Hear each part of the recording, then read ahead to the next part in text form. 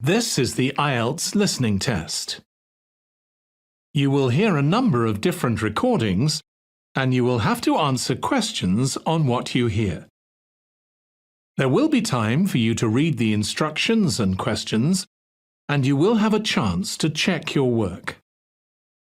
All the recordings will be played once only. The test is in 4 parts. At the end of the test, you will be given 10 minutes to transfer your answers to the answer sheet. Now turn to Part 1.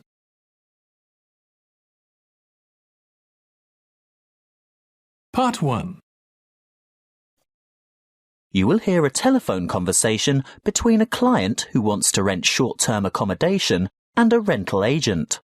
First, you have some time to look at questions 1 to 5.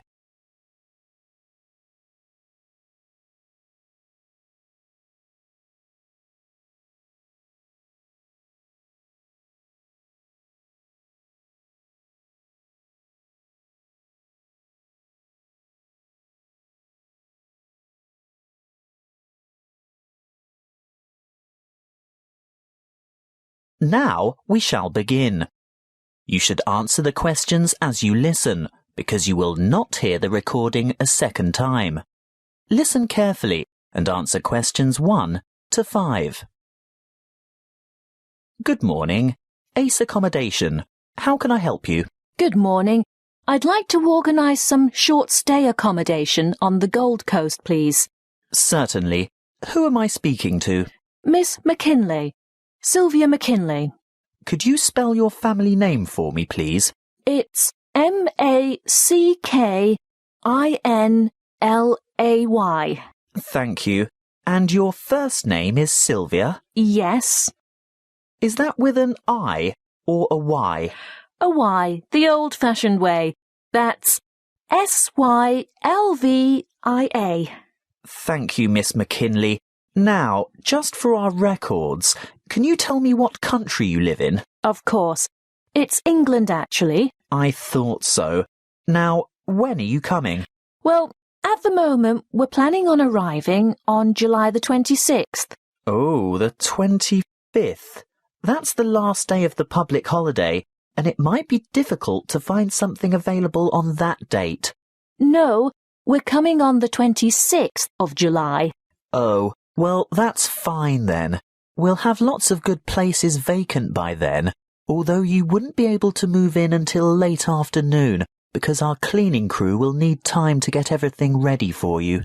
That suits us. Our flight won't get in until early evening anyway. How many of you will there be? Just my sister and myself. And how long do you intend to stay? Oh, only a couple of weeks. We'd like to stay longer, but we'll have to get back to work. So, you're not coming on business then? No, it's just a holiday. Why? What difference does that make? Oh, you'd be surprised. Business people have different needs. You know, wireless internet, even fax machines and photocopiers. No, we won't need any of that stuff. We'll be coming to relax and get away from all that kind of thing. Before you hear the rest of the conversation, you have some time to look at questions 6 to 10.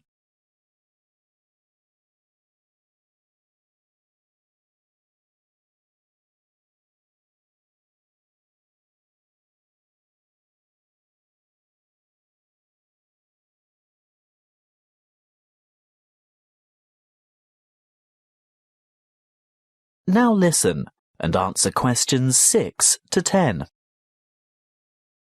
Good. Now, what exactly are you looking for? A house, a duplex, or an apartment? What's a duplex? Oh, that's what you might call a townhouse or a unit. You know, 2 houses semi-detached on the same property. Oh, I see. I think an apartment will suit us just fine. And how many bedrooms? 2. 1 or 2, it depends on the size. My sister and I don't mind sharing if it's a decent-sized bedroom with 2 beds. Well, that makes it easier. And car parking? Will you require a lock-up garage? They're a little harder to find with an apartment. We'll have a hire car, and as far as I know, there are no regulations concerning car parking. I think as long as it's not parked on the street and it's secure, there shouldn't be any problems. OK. Now, I'm assuming you want something by the beach. Yes, that's the idea. We want to enjoy the surf, sand and sunshine. OK, but before we settle on an area and discuss your price range, I'll need to know about other necessities. What do you mean? Well, for example, do you want to be close to a shopping mall or the casino or the fun parks? Or do you want to be in a complex with or near a swimming pool? No, none of that really matters to us. But we'd like to have reasonable access to the motorway so that we can drive up to Brisbane to visit friends there. Well, there are quite a few lovely small towns to choose from. There's Main Beach, which is north of Surfer's Paradise, or Mermaid Waters, which is a bit further south, or Palm Beach, which is quite a bit further south. Mermaid Waters sounds delightful. Is it close to the motorway? Well, not really. The M1 is actually closest to Palm Beach, and prices are likely to be more reasonable there too. That's settled then. Palm Beach it is. Now, if you'll just give me your email address, I can send you information about the town and lots of photos. Well, my email is smac13@hotmail.com. And one final thing. How much are you looking to spend per week on accommodation? Do you want something at the luxury end of the market? You know, newly redecorated, great views, all the mod cons? Not necessarily. Could we get something clean, comfortable and reasonable for $1,200 a week? Could you stretch that to $1,500 a week? I've got a property in mind that you'll absolutely love, but you'd have to go to $1,500. $1,200 wouldn't cover it. All right then, but that's our top limit. Good. I'll get on to this straight away, and there should be something in your inbox shortly.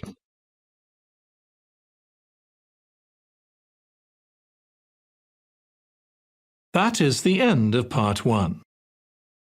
You now have 1 minute to check your answers to part 1.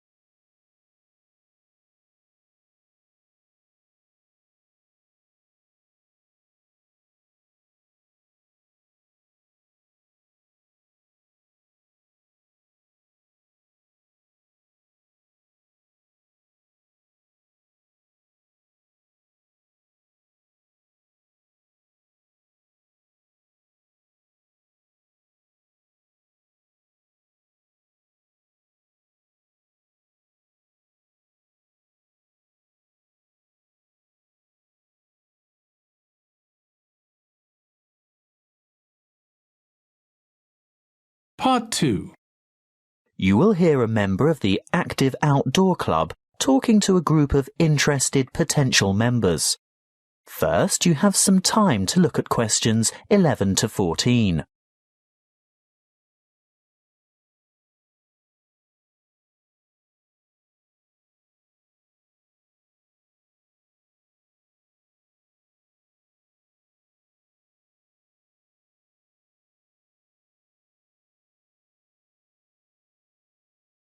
Listen carefully and answer questions 11 to 14. I'd like to welcome you all to our Active Outdoor Club.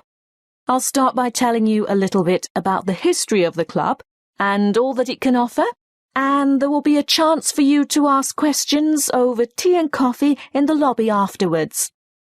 You'll also be able to pick up pamphlets from the table at the back of the hall, and if you wish to purchase any of our products, Bill will serve you at the front counter. As most of you probably know, the club was founded by Nick Noble about 30 years ago. He thought of placing an advertisement in the local newspaper or erecting a billboard somewhere, but it was the radio that he decided on to reach the most people. You know, other people who might be interested in outdoor pursuits. Just basic activities like walking or tramping. Anything active that could take place in some of the beautiful outdoor settings that this country has to offer.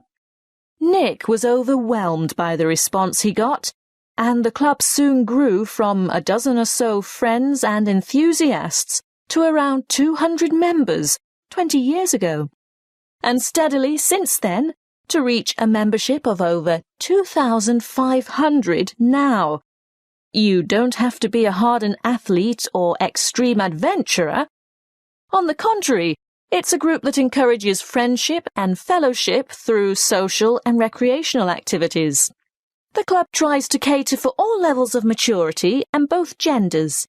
In fact, anyone who has the physical ability and a moderate level of health and fitness to participate in open-air activity on a regular basis. I think our youngest member is a 5-year-old boy and our oldest member is a 75-year-old man. Of course, we have more challenging opportunities for those who are up to it, but all excursions are graded according to level of difficulty, and there will always be something for those families with small children. More about that later. I'm sure you realise that it's part of the focus of the club to ensure that our natural environment is kept as pristine as possible. We all have a keen interest in conservation, and many of our members contribute their time or give a monetary donation to organisations that work to enhance and beautify our natural heritage. Before you hear the rest of the talk, you have some time to look at questions 15 to 20.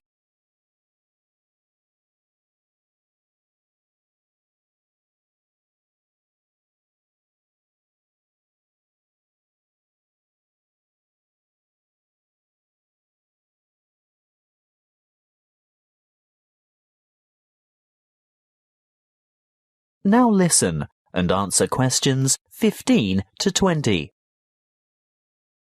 OK, now going back to the grades of activity, first of all, tramping. This is very popular with singles and couples without children, but is certainly not restricted to those groups. Tramping is arranged for Tuesdays and Saturdays throughout the year. Most tramps are of a duration of 3 to 5 hours, depending on the weather and the terrain, and of course the time of year. You would need to check the newsletter or the website to find out place and time, and if you wish to participate, phone the coordinator who can give you more information. I'll move on now to walking, which is very popular with families, but open to everyone, and walks are arranged for every Thursday and every Sunday over the course of the entire year.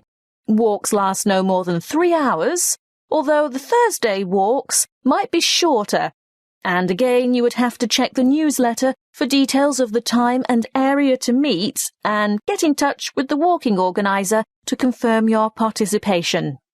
Now, the Wanderers are what you might call a subgroup of the Active Outdoor Club.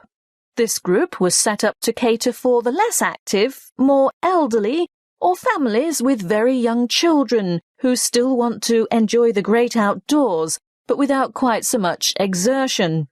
Bear in mind that the length of these activities is variable, but we're always home before dark. Any member of the club is welcome to join in their activities on a Sunday, which include visiting some of our more beautiful parks and botanical gardens, beach walks, picnics, and even boat trips to visit some of the small islands off the coast. Often guided tours can be arranged if there is enough interest.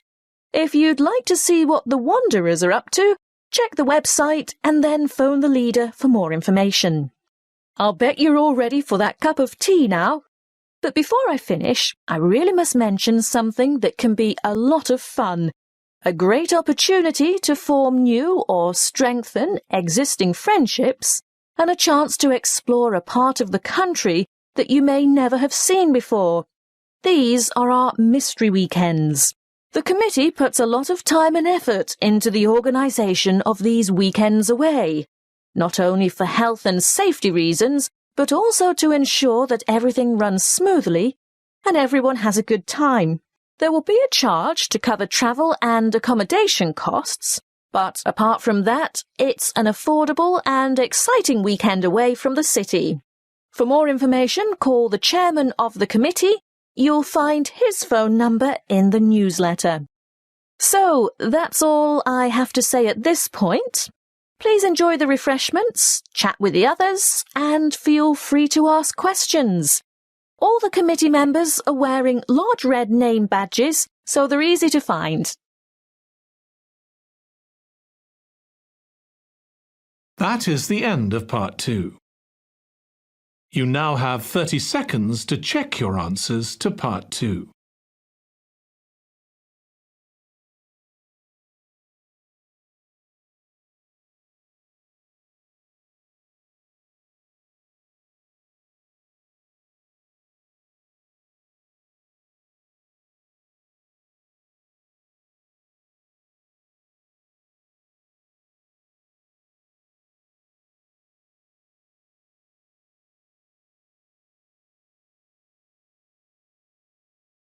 Part 3.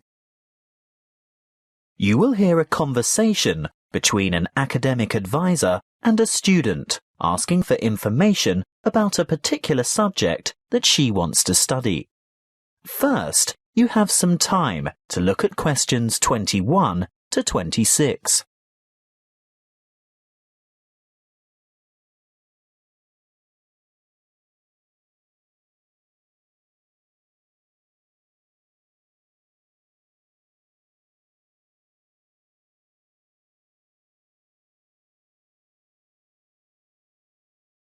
Listen carefully and answer questions 21 to 26. Come in and take a seat. Thank you. Now, you've made an appointment to see me with regard to one of the papers you want to enrol in next semester. Yes, that's right. It's the Globalisation and Educational Change paper, GEC 692. Ah, well, I know the one you mean, but all the code numbers are going to change next semester, so although the course name will stay the same, the code will be ED995. Not that you have to worry about that. But the content will be the same, right? Oh, yes, to a large extent. The objectives are still to provide you with the skills and knowledge for analysing the challenges that globalisation poses for education. Yes, that's what I'm really interested in. The future of education. Not where we are now, but where we're heading. Well, you'll most likely enjoy the course because it'll give you the opportunity not just to explore, but also to document the advancement of new educational developments. And there'll be quite a lot of analysis involved. Yes, obviously. But once you've examined how education has been affected by cultural values and socio-economic structures, you'll go on to debate the pros and cons of the restructuring of public education in view of rapid globalization. I see, but when you say public education, do you mean worldwide? No. That would be far too large an undertaking for just one paper. You'd probably choose to work with the education system within your own state or country. Sounds interesting, but isn't it a bit restrictive? Not at all. From there, you'd move on to explore the impact of internationalization on curriculum diversity in both developing and developed countries. Have you had a chance to look at the assessment criteria yet? Actually, I have. And it makes me a bit nervous just thinking about it. Why's that? Well, I see that the first assignment starts with an illustrated PowerPoint presentation to the rest of the class. I've never done one before. No need to worry. You can get help with that. Anyway, this presentation isn't graded. It's what we call a formative assessment. The feedback you get will help you to finalise the written review. That's a review of those academic articles in the first part of the reading list, right?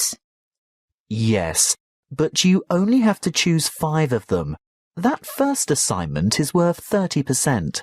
And the second assignment? There are 2 parts to that also, and both are graded. 20 marks will go towards your participation in a seminar, and then there's a 5,000-word essay, which will be graded out of 50. Thanks. Before you hear the rest of the conversation, you have some time to look at questions 27 to 30.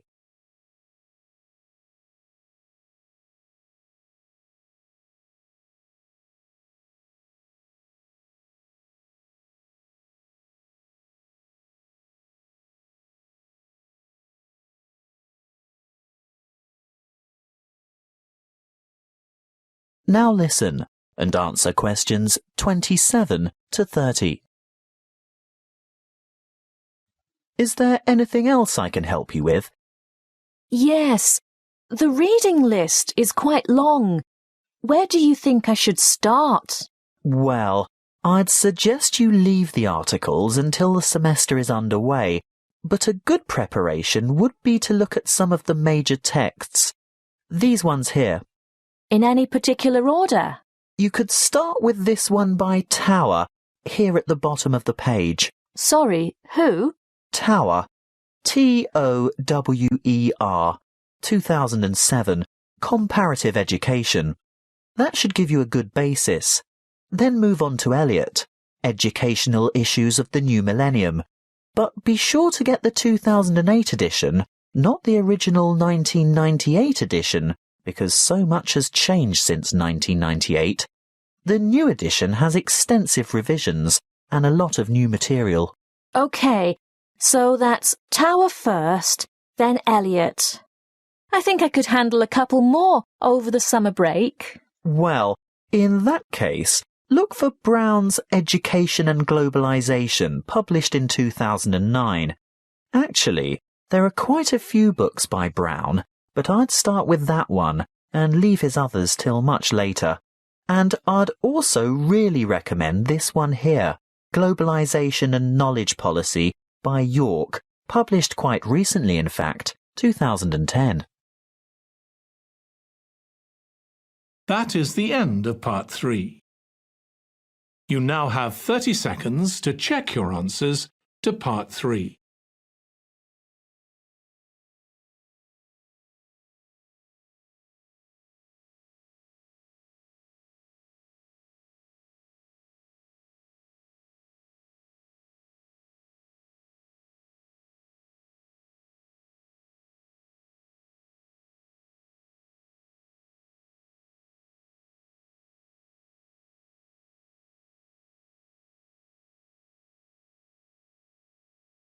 Part 4. You will hear a lecture on immunity and immunization. First, you have some time to look at questions 31 to 40.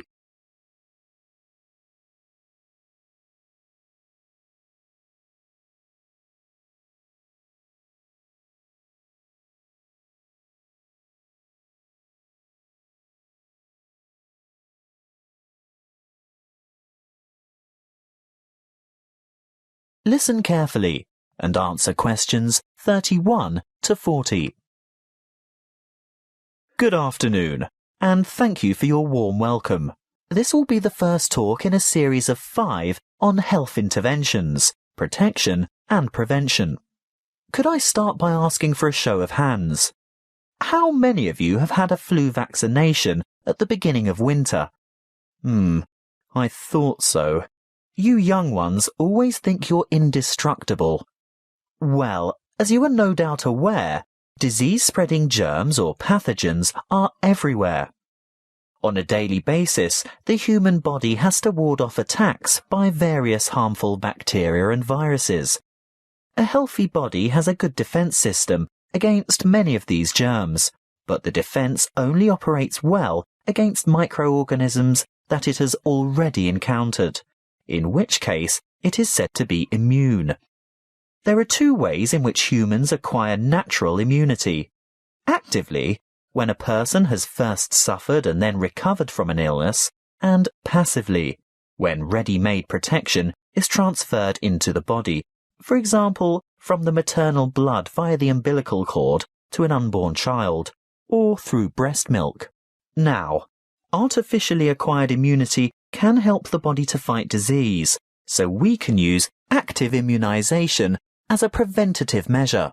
This is when a person is vaccinated against an illness by injection or oral ingestion of a tiny amount of weakened or inactive germs, not enough to actually cause him or her to contract the illness, but sufficient for the body's defense system to recognize and respond to the threat by forming antibodies. Intervention using passive immunization, on the other hand, is a method of curing an illness after it is too late for prevention. It is less effective than active immunization and takes longer to work. It is used when the body has already been invaded by bacteria and the person is ill. In this case, there is no time for the body to make antibodies of its own, so proteins, usually taken from the blood of animals, are injected to equip the patient with the essential antibodies to combat the particular illness. Let's have a quick look at a bit of history. The discovery of vaccination to boost the body's immune system by making it sensitive to particular disease-causing bacteria was made by an 18th century English doctor called Edward Jenner. He noticed that survivors of smallpox, a common but extremely dangerous disease, never contracted the disease a second time. In other words, they were immune.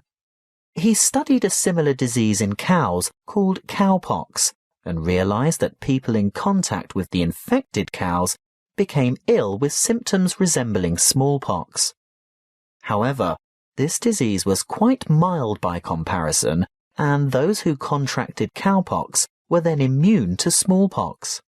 He conducted an experiment by injecting a child with a small amount of pus taken from a cowpox pustule. The child subsequently became ill, but soon recovered. Later, he injected the child with pus from a smallpox pustule, and the child did not get sick.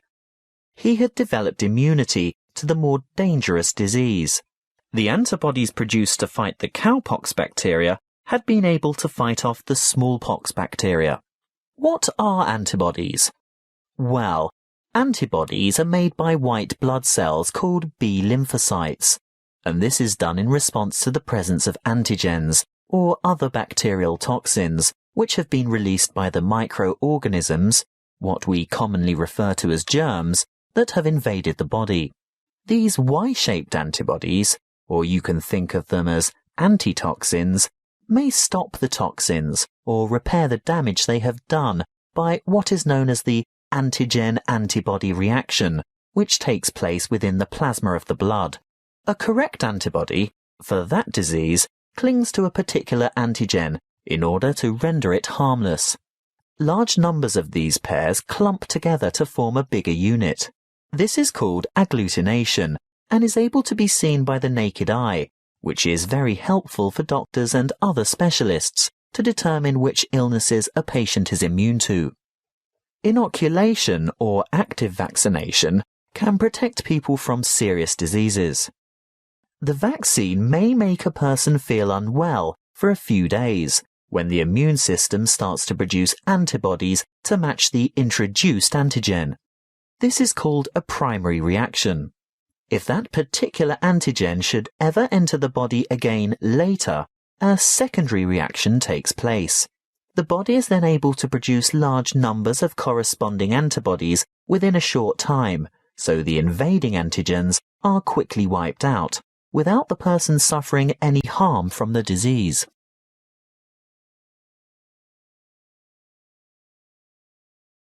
That is the end of Part 4. You now have 1 minute to check your answers to Part 4. That is the end of the listening test. In the IELTS test, you would now have 10 minutes to transfer your answers to the answer sheet.